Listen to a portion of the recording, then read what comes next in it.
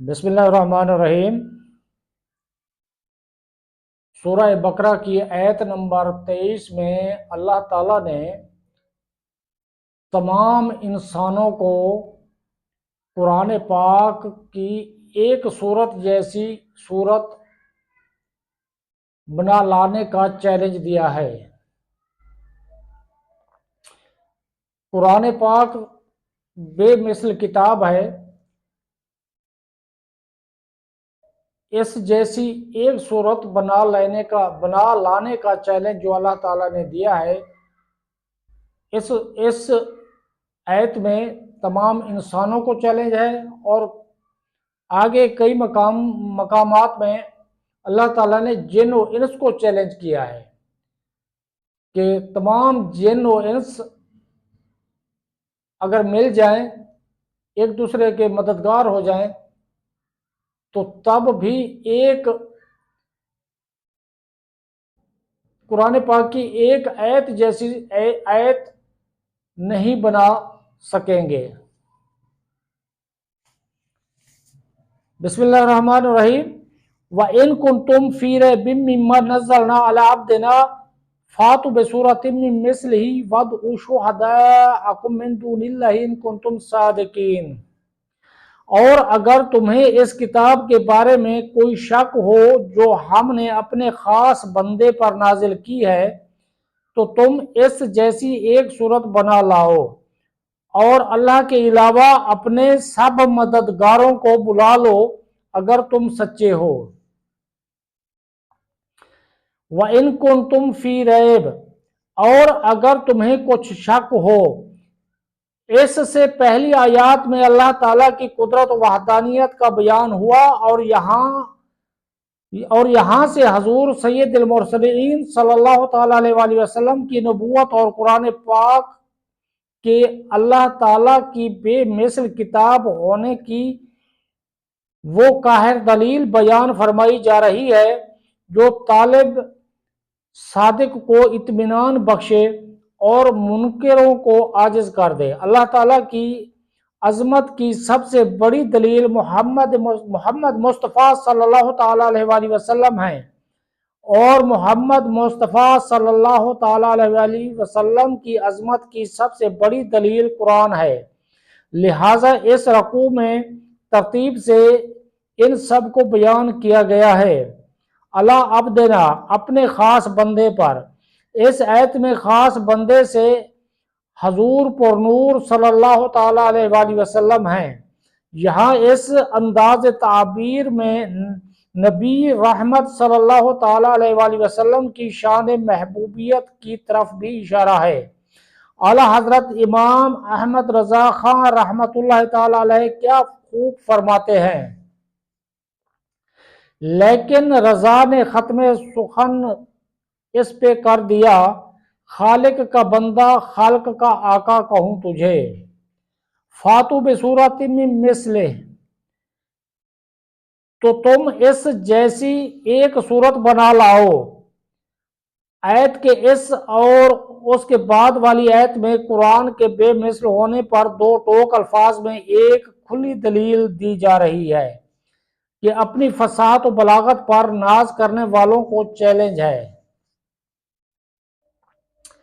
کہ اگر تم قرآن کو اللہ تعالیٰ کی کتاب نہیں بلکہ کسی انسان کی تصنیف سمجھتے ہو، تو چونکہ تم بھی انسان ہو لہٰذا اس جیسی ایک صورت بنا کر لے آؤ جو فصاحت و بلاغت، حسن ترتیب، غیب کی خبریں دینے اور دیگر امور میں قرآن پاک کی مثل ہو۔ اور اگر ایسی کوئی صورت بلکہ آیت تک نہ بنا سکو تو سمجھ لو کہ قرآن اللہ تعالیٰ کی کتاب ہے، اور اللہ تعالیٰ کی کتاب کا انکار کرنے والوں کا انجام دوزخ ہے جو بطور خاص کافروں کے لیے تیار کی گئی ہے۔ نوٹ: یہ چیلنج قیامت تک تمام انسانوں کے لیے ہے۔ آج بھی قرآن کو محمد مصطفیٰ صلی اللہ تعالیٰ علیہ وآلہ وسلم کی تصنیف کہنے والے کفار تو بہت ہیں، مگر قرآن کی مثل ایک آیت بنا لانے والا آج تک کوئی سامنے نہیں آیا، اور جس نے اس کا دعویٰ کیا اس کا پول خود ہی چند دنوں میں کھل گیا۔ اعجاز قرآن کی وجوہات۔ قرآن مجید وہ بے مثل کتاب ہے کہ لوگ اپنے تمام تر کمالات کے باوجود قرآن پاک جیسا کلام بنانے سے عاجز ہیں، اور جن و انس مل کر بھی اس کی آیات جیسی ایک آیت بھی نہیں بنا سکتے۔ اس کی بنیادی وجہ یہ ہے کہ قرآن مجید اللہ تعالیٰ کا کلام ہے، اور مخلوق میں کسی کے پاس اتنی طاقت نہیں کہ وہ اللہ تعالیٰ کے کلام کی مثل کلام بنا سکے، اور یہی وجہ ہے کہ صدیاں گزرنے کے باوجود آج تک کوئی بھی قرآن مجید کے دیے ہوئے چیلنج کا جواب نہیں دے سکا، اور نہ ہی قیامت تک کوئی دے سکے گا۔ قرآن پاک کے بے مثل ہونے کی بہت سی وجوہات ہیں، جنہیں علماء و مفسرین نے اپنی کتابوں میں بہت شرح و بسط کے ساتھ بیان فرمایا ہے۔ ہم یہاں پر ان میں سے صرف 3 وجوہات بیان کرتے ہیں۔ تفصیل کے لیے بڑی تفاسیر کی طرف رجوع فرمائیں۔ نمبر 1، فصاحت و بلاغت۔ نمبر 1، فصاحت و بلاغت۔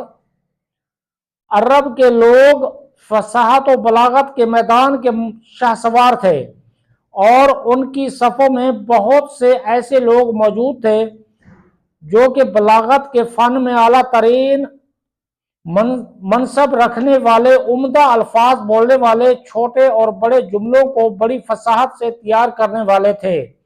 اور تھوڑے کلام میں بہترین تصرف کر لیتے تھے، اپنی مراد کو بڑے عمدہ انداز میں بیان کرتے، کلام میں فصاحت و بلاغت کے تمام فنون کی رعایت کرتے، اور ایسے ماہر تھے کہ فصاحت و بلاغت کے جس دروازے سے چاہتے داخل ہو جاتے تھے، الغرض دنیا میں ہر طرف ان کی فصاحت و بلاغت کا ڈنکا بجتا تھا، اور لوگ فصاحت و بلاغت میں ان کا مقابلہ کرنے کی تاب نہ رکھتے تھے۔ ان اہل عرب کو فصاحت و بلاغت کے میدان میں اگر کسی نے عاجز کیا ہے تو وہ کلام قرآن مجید ہے۔ اس مقدس کتاب کی فصاحت و بلاغت نے اہل عرب کی عقلوں کو حیران کر دیا اور اپنی مثل لانے سے عاجز کر دیا۔ نمبر 2، تلاوت قرآن کی تاثیر۔ قرآن مجید کے بے مثل ہونے کی ایک دلیل یہ بھی ہے کہ اسے پڑھنے اور سننے والا کبھی سیر نہیں ہوتا، اور نہ ہی اس سے اکتاتا ہے، بلکہ وہ اس کی جتنی زیادہ تلاوت کرتا ہے اتنی ہی زیادہ شیرینی اور لذت پاتا ہے، اور بار بار اس کی تلاوت کرنے سے اس کی محبت دل میں راسخ ہوتی چلی جاتی ہے، اور اس کے علاوہ کوئی اور کلام اگرچہ وہ کتنے ہی خوبی والا ہو، کتنا ہی فصیح و بلیغ کیوں نہ ہو، اسے بار بار پڑھنے سے دل اکتا جاتا ہے، اور جب اسے دوبارہ پڑھا جائے تو طبیعت بیزار ہو جاتی ہے۔ قرآن مجید کی اس شان کے بارے میں حضرت حارث رضی اللہ تعالی عنہ سے مروی ہے، حضرت علی المرتضی کرم اللہ تعالی وجہہ الکریم فرماتے ہیں، حضور اقدس صلی اللہ تعالی علیہ وآلہ وسلم نے ارشاد فرمایا، قرآن وہ ہے جس کی برکت سے خواہشات بگڑتی نہیں، اور جس کے ساتھ دوسری زبانیں مل کر اسے مشتبہ و مشکوک نہیں بنا سکتی، جس سے علماء سیر نہیں ہوتے، جو زیادہ دہرانے سے پرانا نہیں پڑتا، اور جس کے عجائبات ختم نہیں ہوتے۔ نیز قرآن مجید کی آیات میں رعب، قوت اور جلال ہے کہ جب کوئی ان کی تلاوت کرتا ہے یا انہیں کسی سے سنتا ہے تو اس کے دل پر ہیبت طاری ہو جاتی ہے، حتیٰ کہ جسے قرآن پاک کی آیات کے معنی سمجھ میں نہ آ رہے ہوں اور وہ آیات کی تفسیر بھی نہ جانتا ہو، اس پر بھی رقت طاری ہو جاتی ہے، جبکہ قرآن مجید کے علاوہ اور کسی کتاب میں یہ وصف نہیں پایا جاتا، اگرچہ وہ کیسے ہی انداز میں کیوں نہ لکھی گئی ہو۔ نمبر 3،